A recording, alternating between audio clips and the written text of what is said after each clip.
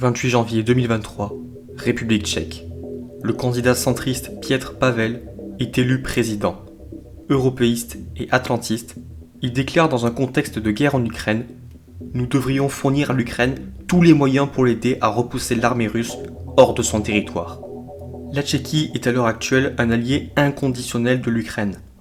Mais pourquoi ce pays s'investit autant par rapport à d'autres pays d'Europe centrale? Est-ce uniquement lié aux idées politiques du dirigeant? Pas que. C'est aussi lié à un événement qui a traumatisé la Tchéquie. Le printemps de Prague, en 1968.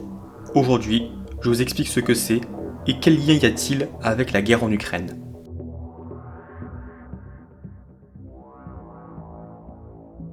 Nous sommes en 1918, au sortir de la Première Guerre mondiale. Après l'éclatement de l'Empire austro-hongrois, les Tchèques et les Slovaques obtiennent leur indépendance. La Tchécoslovaquie vient de naître. Ce jeune pays se veut démocratique et noue une alliance avec la France et le Royaume-Uni en 1924 pour se protéger des ambitions allemandes. Mais cette jeune république se voit rapidement menacée. Après la crise économique de 1929, de nombreux régimes autoritaires émergent en Europe. Un en particulier se révèle menaçant: le Troisième Reich. Le nouveau régime allemand souhaite unifier tous les peuples germanophones dans son pays, ce qui inclut la région tchécoslovaque des Sudètes, où vivent 3 millions d'Allemands. Mais pas de souci, la France et le Royaume-Uni sont là pour la protéger, n'est-ce pas? N'est-ce pas? Malheureusement, les gouvernements franco-anglais donnent la région des Sudètes à l'Allemagne lors de la conférence de Munich en septembre 1938, en espérant qu'elle s'arrête là.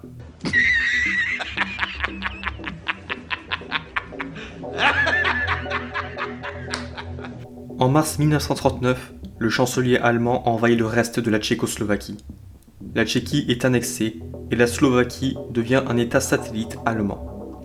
Délaissé par ses alliés, le gouvernement tchécoslovaque a gardé une forte rancune contre eux. La Tchéquie devient le protectorat allemand de Bohême-Moravie, dirigé par le terrible Reinhard Heydrich. Il faut attendre le 9 mai 1945 pour que les troupes soviétiques entrent dans Prague au lendemain de la chute du Reich. Le pays est recréé et la République est restaurée. Mais elle se sent menacée. En effet, l'URSS communiste lui a pris la région de Ruthénie subcarpatique au mois de juin, et celle-ci soutient le Parti communiste qui prend de plus en plus d'importance. Le Parti communiste tchécoslovaque a énormément d'influence. Il socialise l'économie, occupe le poste de président du conseil, contrôle la police et les médias, et il représente 30% des sièges de l'Assemblée.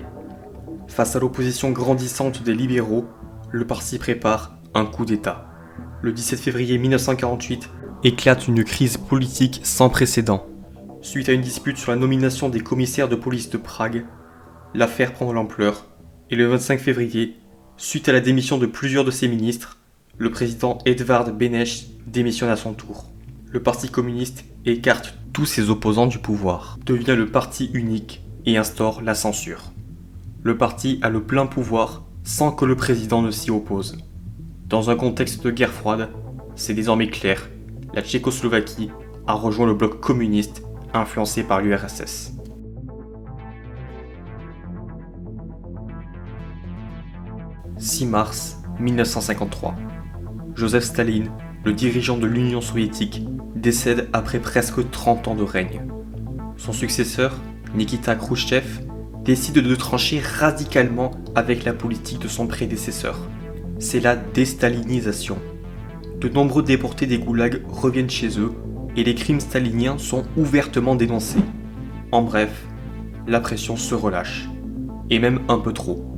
Des révoltes ouvrières éclatent un peu partout dans le bloc de l'Est, RDA et Tchécoslovaquie en 1953, Pologne et surtout Hongrie en 1956. Ces révoltes sont réprimées dans le sang. La révolte hongroise par exemple a fait selon les sources entre 4 et 5 000 morts parmi les insurgés et près de 13 000 blessés. Le message renvoyé est clair. Staline est mort, mais pas l'URSS, et encore moins le communisme. Mais en Tchécoslovaquie, on ne perd pas espoir. S'opposer au communisme soviétique est impossible. Mais le réformer, ça se tente. Alors, pourquoi ne pas essayer ?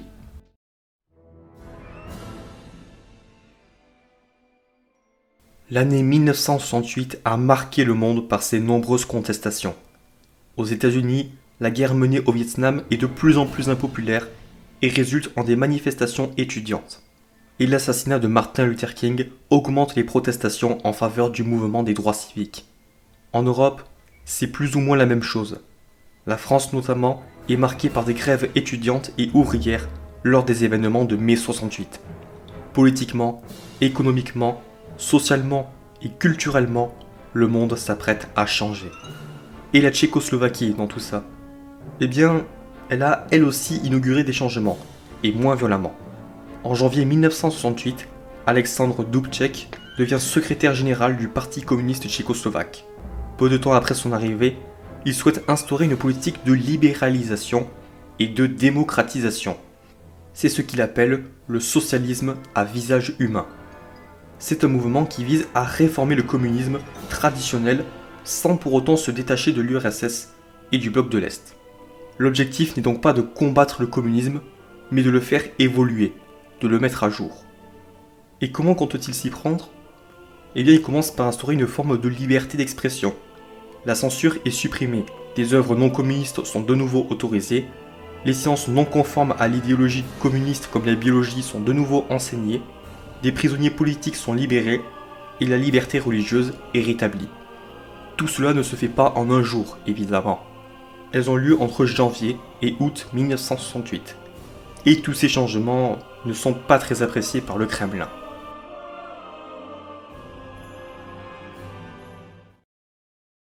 Le dirigeant soviétique Léonid Brejnev a peur que ces réformes se transforment en révolte similaire à celle de 1956 en Hongrie, que le régime se fasse renverser et que ça contamine tout le bloc de l'Est. Le 3 août, le gouvernement soviétique demande à Dubček de renoncer à ces réformes, mais il refuse. Sur les conseils de Yuri Andropov, ancien ambassadeur soviétique de Hongrie et chef du KGB, Brejnev décide d'intervenir militairement. Après avoir longuement hésité, le 18 août, il réunit les pays membres du pacte de Varsovie, l'alliance militaire créée par l'URSS, pour leur dire que le camarade Dubček n'a pas rempli ses accords et qu'il faut rétablir l'ordre à la demande des communistes opposés aux réformes, les néo-staliniens. L'intervention est acceptée par tous les membres, à l'exception de la Roumanie. L'Allemagne de l'Est, la Hongrie, la Bulgarie et la Pologne, menées par l'URSS, participeront à l'offensive. Une force totale de 250 000 soldats et 2000 blindés. Pourquoi autant de moyens? Parce qu'il faut que l'intervention soit extrêmement rapide. Il faut une guerre éclair pour éviter un conflit long et meurtrier. Et car la Tchécoslovaquie possède la deuxième armée la plus importante du pacte. Dans la nuit du 20 au 21 août 1968, les armées pénètrent le territoire tchécoslovaque. En apprenant la nouvelle, Dubček ordonne à ses troupes de ne pas sortir des casernes pour éviter un bain de sang. Au bout de 36 heures, tout le territoire est sous contrôle des armées varsoviennes. Si l'armée tchécoslovaque n'a pas résisté, il n'en est pas de même pour la population qui lutte non violemment. Blocage d'avenues, désertion de villages, slogans provocateurs ou discussions avec les soldats. Ces actions rendent les soldats perplexes. Ils s'attendaient à une résistance anticommuniste et il n'y en a pas. Ils ne comprennent pas le sens de leur mission et certains se mettent à déserter. Seulement, le résultat reste le même. Le pays est occupé par l'Union soviétique et le printemps, écrasé, touche à sa fin. Une centaine de civils ont été tués et 500 autres furent blessés. Plus de 200 000 Tchécoslovaques fuient vers les pays occidentaux voisins, majoritairement en Autriche.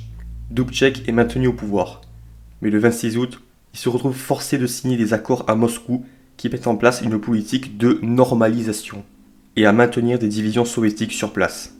Les adeptes de la normalisation devenant de plus en plus nombreux, Dubček démissionne en 1969 et toutes les avancées, liberté d'expression, liberté religieuse, sont supprimées.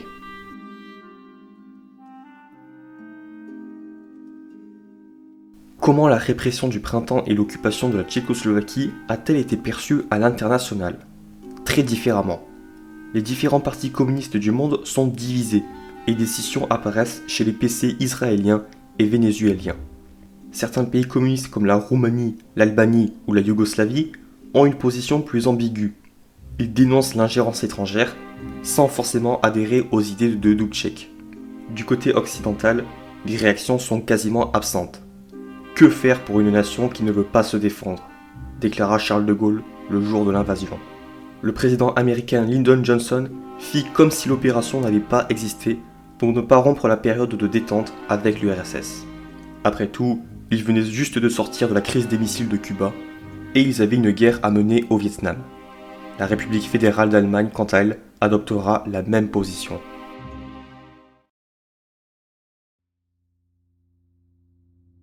Quelles sont les conséquences de l'échec du printemps de Prague ? Pour ce qui est des relations entre l'Est et l'Ouest, rien n'a changé à court et à moyen terme au nom du maintien de la détente. En revanche, pour l'URSS, le succès de l'invasion l'a encouragé à davantage intervenir militairement, notamment en Afghanistan en 1979, une grave erreur qui lui coûta très cher. En Tchécoslovaquie, la résistance pacifique continue.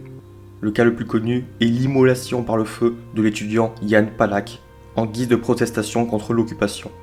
Mais pour elle, comme pour les autres pays communistes, il est clair qu'on ne peut pas changer le communisme. Alors, il faut le combattre.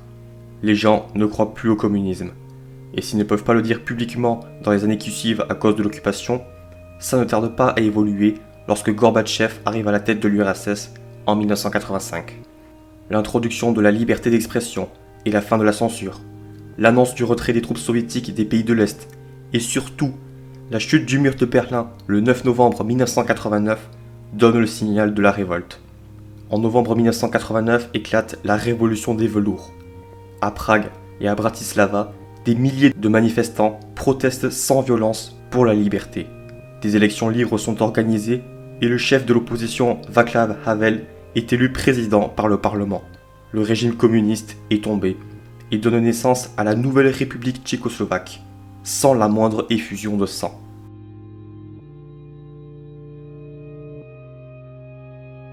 Au final, le printemps de Prague a échoué à réformer le communisme et son écrasement par les troupes du pacte de Varsovie a renforcé les oppositions au communisme et indirectement accéléré la chute de l'URSS. Ce qui explique pourquoi la chute des régimes communistes en Europe de l'Est semblait aussi soudaine. Car une fois que l'autorité de l'URSS s'est relâchée, toute la rage et la rancune contre ce régime a éclaté de manière plus ou moins violente. Et pour en revenir à ce que je disais en introduction, si la Tchéquie est aussi solidaire envers l'Ukraine dans la guerre qui l'oppose à la Russie, c'est parce que quand la Russie envahit par surprise un pays pour lui prendre un morceau de leur territoire et installer un régime favorable à ces derniers, ça leur rappelle des mauvais souvenirs. Et si entre la France et l'Ukraine il y a toute l'Europe, il n'y a que la Slovaquie, entre cette dernière et la Tchéquie. Pourtant, la République tchèque fait presque exception en Europe centrale. La Hongrie et la Slovaquie ne sont pas aussi solidaires envers l'Ukraine. Alors, pourquoi ? Tout simplement car, en 1968, les Tchèques considéraient leurs voisins soviétiques comme leurs frères, et son invasion fut perçue comme une trahison, car le printemps de Prague, c'était chez eux, et c'était hier. Je vous remercie de m'avoir écouté, et je vous souhaite une bonne journée.